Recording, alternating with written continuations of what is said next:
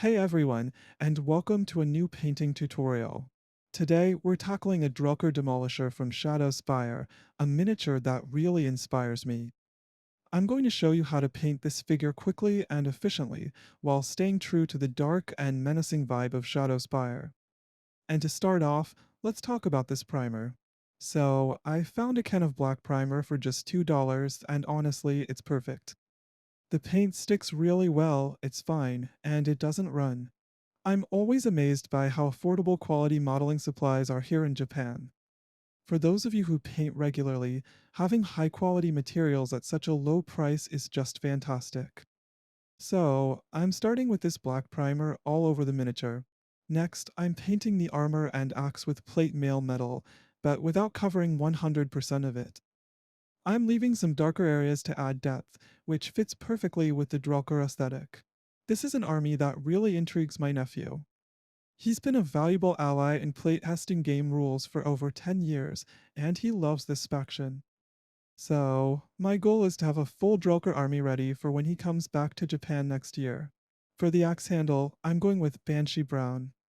It contrasts nicely with the rest and gives off a slightly aged but noble look. Then, I move on to the cloak, which I'm painting in Necromancer Cloak. It's a very dark gray that just adds a bit of depth to the black base.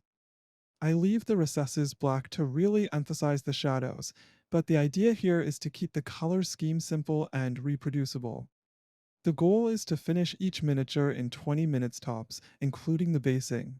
For the leather parts under the armor and the boots, I'm using oak brown.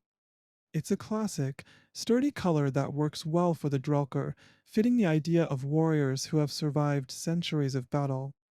The straps on the armor are painted with leather brown to add a bit of variation and keep the color scheme distinct. The pants are done in dark sky, a very dark blue.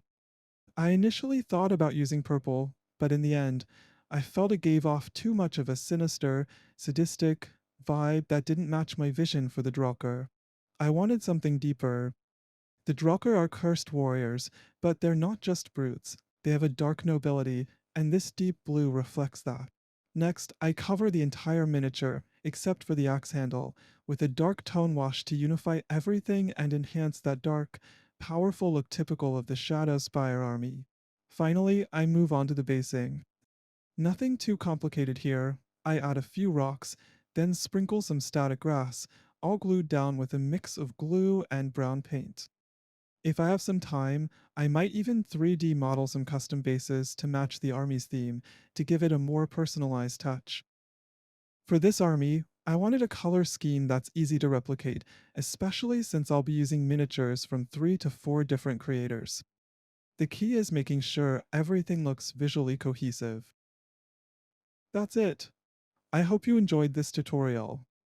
If you want to paint similar miniatures, this Drelkar Demolisher was designed by Quartermaster 3D. You can purchase the STL files directly from his page. And if you don't have a 3D printer, no worries. You can always go through Proxywars to buy the miniatures already printed and ready to paint. Thanks for watching, grab your brushes, and see you soon.